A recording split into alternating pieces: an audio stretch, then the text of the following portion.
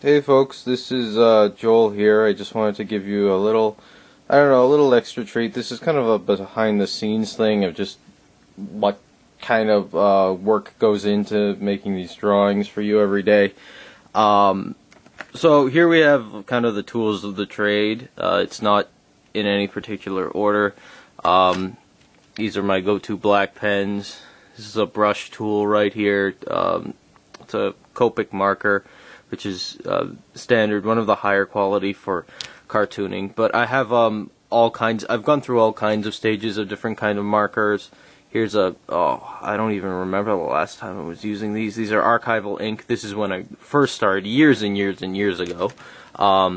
These are Faber-Castell, a German company. They're pretty good. I like them for my blacks and things like that.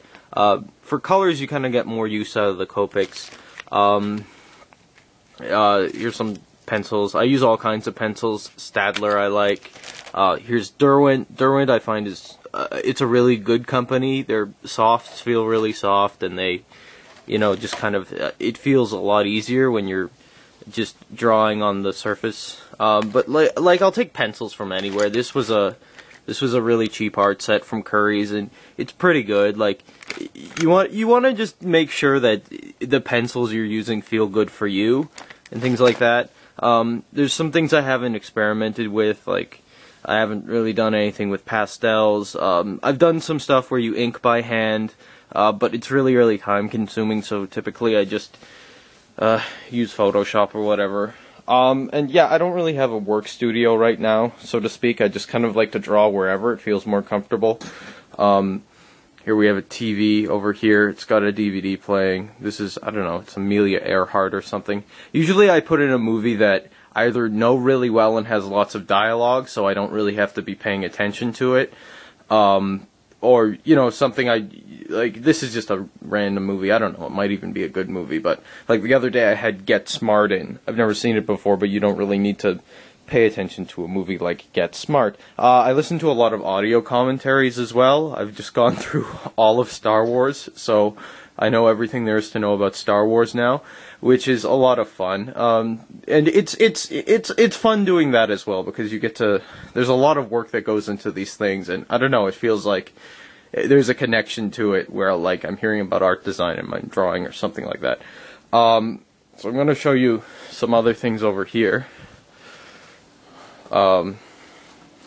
This is an art book I've been using. I've been scanning. I really like these black ones that are ones like that.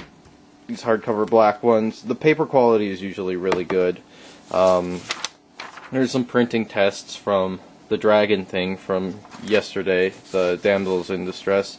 Now this was an interesting one because as you can see there, I actually did manage to get some treated paper. I started off trying to bake it myself, but then fortunately my sister had some she'd been experimenting with, so I got to print right on top of the paper. And I was trying different things, like I was trying just using whites like that and trying to bake it and see how that turned out. But the darks didn't show up too well, so then I just printed right on the paper, and I did some Photoshop manipulation. And this is just my sketchbook. As you can see, like, I do lots of color tests. That was a logo.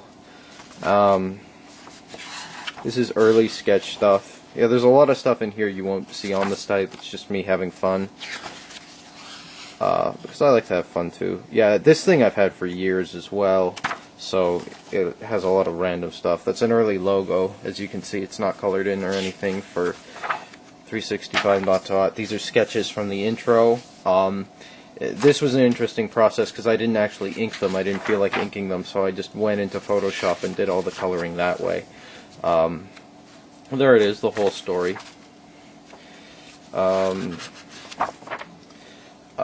This is for today's. You'll see this later today, or maybe after, depends on when I post the video.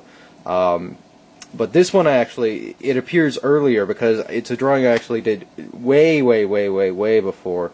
But what ended up happening was I just didn't use it for one reason or whatever. I kind of like to make the drawings on the day of. and then go with them. But I mean, these are earlier sketches. This is the Ninja Dinosaurs. As you can see, it hasn't been colored. I did all the coloring for this one on Photoshop, and yeah,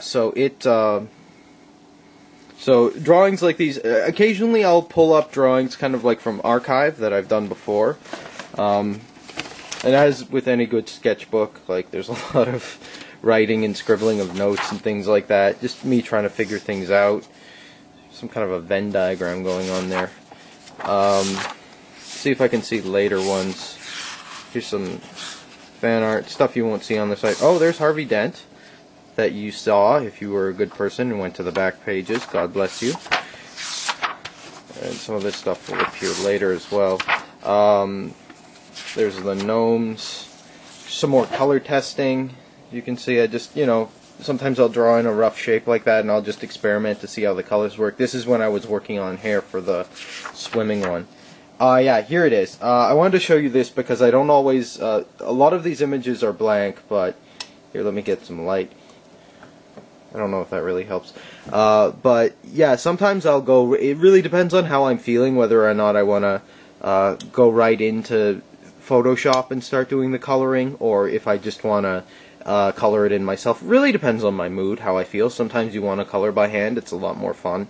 And sometimes you want to go into Photoshop. Usually when I color first and then go into Photoshop, I'll touch up stuff that needs to be touched up, but in general, I'll leave the colors the way they are here. You kind of get this marker imprint when you're in Photoshop, but for the drawings on the side, I kind of like that. It shows they're messy.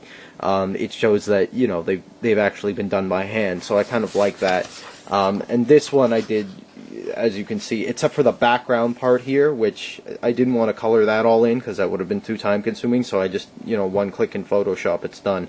But this is generally, I don't know, you can see maybe there's smudges or something here. Yeah, you can see there's a little bit of smudging here. That's something I would touch up in Photoshop.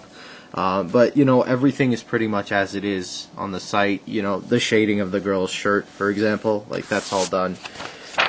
Here's more color tests. I was experimenting with the water, trying to see how to get the water to look right. Her hair, whether it looked better to, color it in with the pink or leave a bit of white. Turns out I like the bit of white a lot better. Seeing the scale of the grays for her shirt for this one. Some more color tests with the water. Here's an early version of the rhino. You don't always get it right the first time. Sometimes you want to, just see how things will work out. I think this is when I started experimenting with compositing, and I'll show you what I mean by that later. See, you can hear it, another image which I colored first, but the important difference is the background here. Like big colors, of course, the ground color, the sky color that you see on the site is not there. But also the important part of this, the part that makes the whole drawing make sense, is the little rhino, the baby brother, is not there. So where is he? Here he is. He's on another page. And this is kind of, I don't know if you would say it's unprofessional or just kind of working off the cusp or whatever, but I did some color tests down here. So this page is not... It's not something you would want to submit in and of itself to any company or whatever. But what I did here was I just clipped out this part of the image, the rhino and the ice cream cone, and just composited that in here. Originally what I thought was going to happen was I thought it was going to be in a line that Big Brother would be here, the cheeky little lion would be here, and right beside them would be the baby rhino. But as it turned out, what happened was, just because of the space, I ended up putting him in the corner there. And sometimes you figure that out. Sometimes stuff works better than you thought it would. And, it gave it a little depth, which I liked. And of course, here's some more coloring. I was experimenting with, the grays, where to put it in, how much shading to put on the lion here. Lion face. So I'll do a rough mock-up like this. I'll just sketch it in pen, and then I'll just see how the colors work, and that'll be a fun thing to do. There's the background for that scene as well. It looks a little different in final. I think I did a little tweaking, like I copied this image twice on Photoshop and I put it in there. And you know, erased most of it and then just had a little bit of extra grass or something like that. And of course, you know, I used shading with the gradient for the background, and the base color was orange, and stuff like that was fairly simple. Here's some brainstorming sheets. For this one, as you can see from, you know, just all the words written here, I felt like drawing something that was heavily black. I don't actually think I ended up using that. That's something that hasn't occurred yet. But yeah, so I was just going through different ideas, this is an idea I actually haven't used yet, but that's kind of on the back burner. But yeah, so this is just brainstorming, and you know, like anybody else, I go through and I pick ideas. And, you know, I circle things I like. I have a lot of ideas. I have a file folder on my computer with just a lot of you know, background, like just a lot of ideas that I can pull up at random if I ever get stuck brainstorming wise, and just be like, oh, this is a good idea I had from before, and then I can just draw that. This is a giant purple people eater, as you've seen from before. Hopefully you've guessed that by now before seeing this video. But it was fun. People actually were able to guess what it was, which was fun. And all the coloring of this was in Photoshop. It really depends. I've experimented with different things in Photoshop. What I used to do was I used to draw the picture before compositing. I would draw a complete picture, and then I would go in and create layers, background layers, so that I would be able to put the color in, for example, for say the shark, and then do whatever shading I needed around the shark. But I ended up finding out that that didn't work as well as just going in and selecting my inverses and kind of coloring from there, because I mean, you don't want to go over the lines, obviously, but so that was just me experimenting. But the bad thing with kind of coloring by layers is layers tend to bleed over, so you'll get weird things like, for example, the remora here would have a weird kind of red outline around it or something like that. This actually doesn't apply to this image because I don't think I shaded this. I wanted it to look more cartoony, like something you'd see in the Sunday Funnies, for example.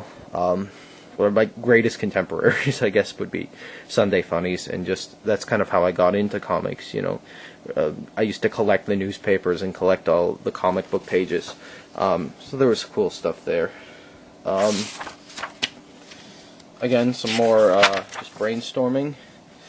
Here's an interesting compositing thing. I started drawing in the whole image here of the cat and the ping pong balls and stuff like that, but I really wanted to dedicate time to working on the hands, and it really wasn't working with this test image, so I just thought, okay, screw it, I'll just, you know, make this a mock-up. But I ended up really liking how the cat looked in that, which I drew in afterwards, and thought, well, I mean, I like the look of the cat, so why don't I just ink that in and then erase all this stuff out. So thanks to computer technology, you can do a lot, and I don't use any professional software or anything. This, of course, was its own separate layer. The only reason I use layering is for compositing purposes now. I like having kind of foreground, midground, background effects. You get to play with the image a lot more. And sometimes you'll find, like, you'll draw something big like this, and then you'll have to fit the cat in, and then you'll have to erase around this and stuff like that. Because I'm a big eraser man. I'm not the kind of person who can do a thumbnail sketch or something like that and go in and make it look perfect. No, I have to pencil it in and work on it, and then that's usually what I'll end up inking. But I'm at the point now where I get a pretty good idea in my head of what I need, so I need to mock up less and less and less in terms of thumbnails. You know, it just depends on where your strengths are. I've been, you know, cartooning for ages, so if I really, really need a thumbnail for a reference point, I'll do that, but sometimes I just start sketching in. It's a lot funner that way, too. It's a lot more spontaneity. And then the ping pong table. So you can see these are all layers. This would have been my background layer, and then I would have put the cat on top of that, and then I would have put the hands on top of that. And if I wanted to go even further, changing the position of the hand, I could have made one hand one layer and one hand the other layer, but I didn't end up needing to do that. It kind of worked out. And then, yeah, again from last night, I penciled all this in, the dragon separately, the princess separately, and I threw the broken mace in there too because I had space on the page. and then the night. And the hard thing I always find is scaling things down and figuring out what to obscure.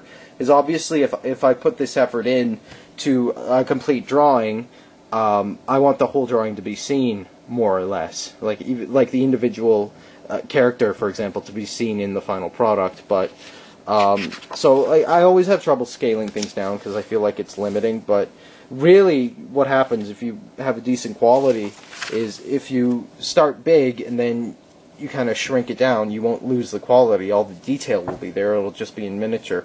So you can get away with things like that. Problem with images like this is when you print back and forth, as I've obviously done quite a bit of here. There's so many test pages here. I'll do a lot of tests too. Like I can spend an hour just testing for color or testing to see, you know, what works there. Like everything I do is kind of an experiment. On some of these pages you can see, this one's double-sided because I just wanted to get it dark enough. But on some of these pages you can see things getting cut off, like her hat is cut off here, but I didn't realize that would happen when I first made the image because it wasn't quite, it was close to an 8.5 by 11 size, but not close enough to, I don't know, it was a few degrees off what typical printer paper size is, so I just got rid of that. And there you have, now that's not the final product. I went in and I did some photoshopping, making, I started burning the paper and it burnt a little too much, but it really worked out. And then simple things like, for this image I just folded the corner in and then that shows up on the final image and it's done. And here's where I scan everything in. The computer screen, if you can see it here, I have scanned images, and then for the day, I don't remember what day this is, but for the day I'll have images on the computer. Here's Batman, as you've seen on the back pages, and he's upside down because I just didn't flip him. But yeah, I'll go in here and then I'll either be here or on my laptop and I'll open up a Photoshop document. And, you know, I'll do whatever needs to be done in Photoshop. And for the last image you saw, it looks like a really simple design, but it actually took a while just manipulating everything. See if I can open a recent document, show you anything.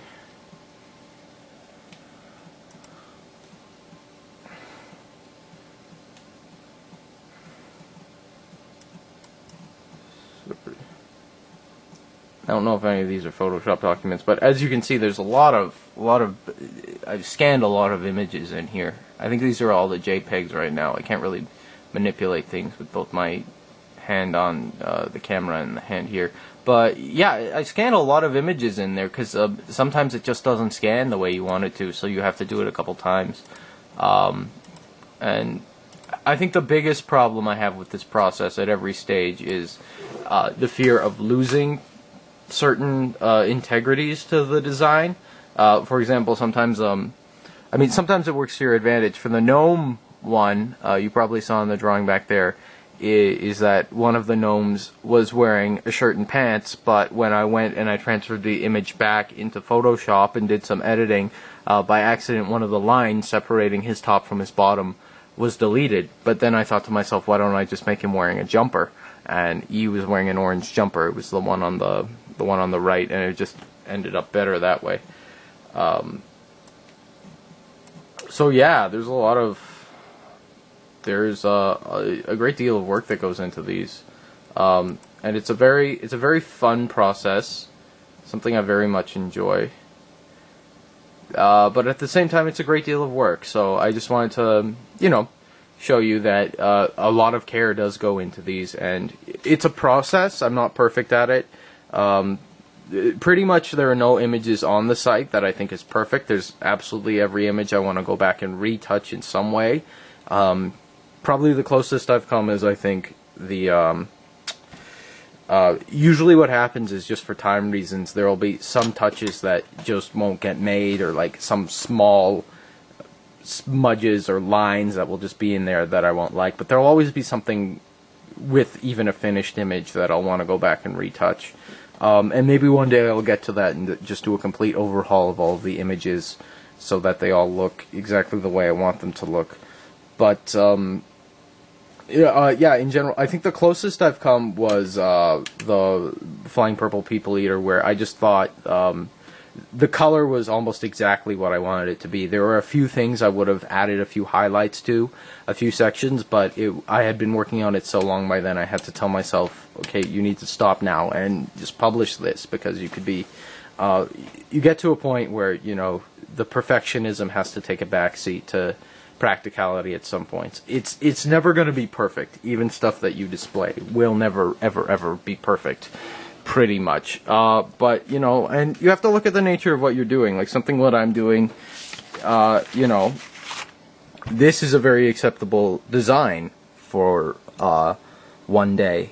But if I was doing, also considering that this was a sketch that I started the sketch this day, I did all the inking this day, I wanted to do a little bit more with this image, but I actually do like the way it turned out. It turned out a little different than what I was going for, but I think it turned out okay.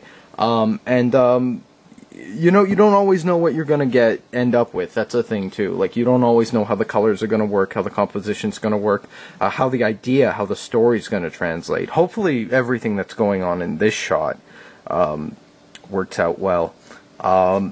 Yeah, another thing you run into is, like, sometimes compositing doesn't give you exactly what you wanted. I think I wanted to have the princess here stepping over the dragon or stepping on the dragon in some way. But it didn't really work with the image of the dragon I had drawn. He was kind of standalone. That's the other thing, too. You want to make sure your images work together. In the cat image, for example, the hands look like a different cartooning style than the cat, but I think I get away with it because in that image it's so far away. But yeah, that's just a little bit of my sketchbook and how things work. And it's chaotic. It is very, very, very, very, very chaotic, but it's the good kind of chaos. It's the kind of thing where I wake up every day and I really enjoy doing it. And I think what adds so much in that way to the site is just the fact that it's the kind of thing where, it's 365 reasons. It's a reason to live for each day of the year, but if you think about the time, like, it may take you a moment to see a picture, but if you think about the time that actually went into creating that picture, to creating that image, just the fact that someone has been thinking enough about this reason to live that they've been able to devote this much of their time to kind of showing that, to kind of depicting that, just to investing. And this is true for all art, that you invest so much time into it, often for so little profit, sometimes for no profit, that you got to really love what you're doing.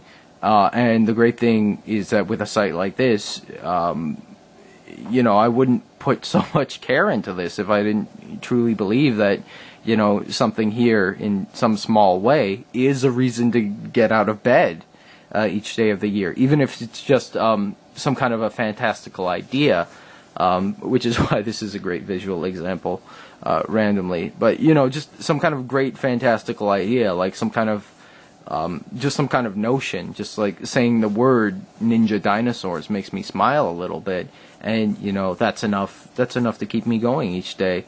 And if that's, if I can actually put the effort into something and put the time and care into something, and, I think it displays that, I truly do believe in the process, in the fact that what I'm saying is worth keeping enough time to keep going. I mean, on one hand, they are silly little cartoons, I guess, but on the other hand, I really do believe that, the reasons, the small things, the things we take for granted every day, are reasons, are worth putting this kind of effort into, are worth going through all these steps and stages for.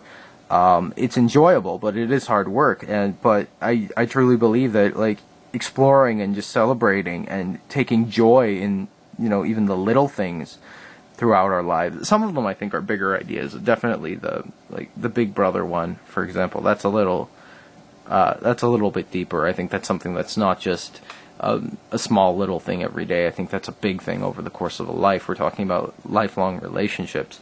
But, even just small ideas that kind of perk you up, that kind of make you happy, that kind of, just the idea of it is enough to keep a smile on your face. I mean, that's it. That's enough to keep you going for a day. That's enough to keep me going for a day. That's enough to make me want to make a picture about that, and enough to make me want to share that with people.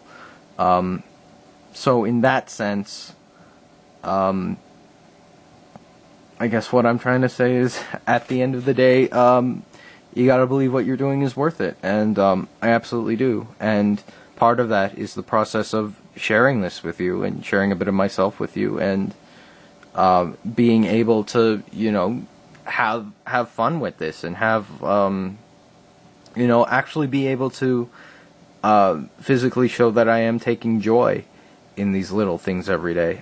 It's beneficial for me, and I really hope it's beneficial for people out there suffering with CD, because it is hard.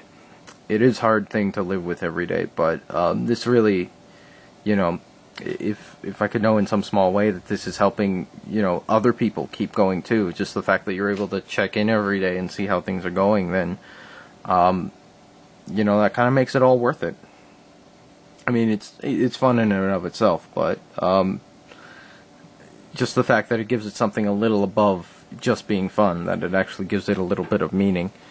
So that's kind of my sketchbook, my work process, the beginning of this crazy journey. I just wanted to share a little bit of that with you. Keep checking back in, keep checking the site. Deadlines are becoming a bit hectic now, and as you can probably see why after this kind of tour. But I'll do my best to keep pumping them out every day, and hopefully you can stop in and check by the site every day. And for sure, if you know anybody suffering with CD, or you just want to know more about it or whatever, you can contact me, or check other links online, or just stop by the site every day. Just have a look around, see what I've been up to, and we can have a dialogue that way if you'd like.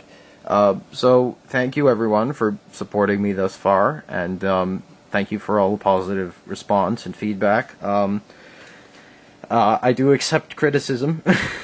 If there's something you think I should work on, or if you have ideas, things that you like to get up each morning for, that you want to share with me, then I'll definitely be taking requests per se. But I'll definitely be listening to what you have to say, and if I think something's a fun idea, something I can work with, I mean, definitely you'll see it on the site. The site's relatively new now, so I don't expect too many responses. I mean, I can't guarantee this, always, and just depending on how things change. But I mean, definitely I'll be taking what you say into consideration, and if I think you have a good idea that sounds like it would be a fun cartoon, then I'll definitely try to incorporate that into the site. So thank you everyone for your support, and thanks for coming with me on this little virtual tour of my kind of crazy self-directed work schedule. There's a new drawing that I gotta get back to finishing and uploading soon. But thank you for stopping by the site, and thank you for coming on this journey with me.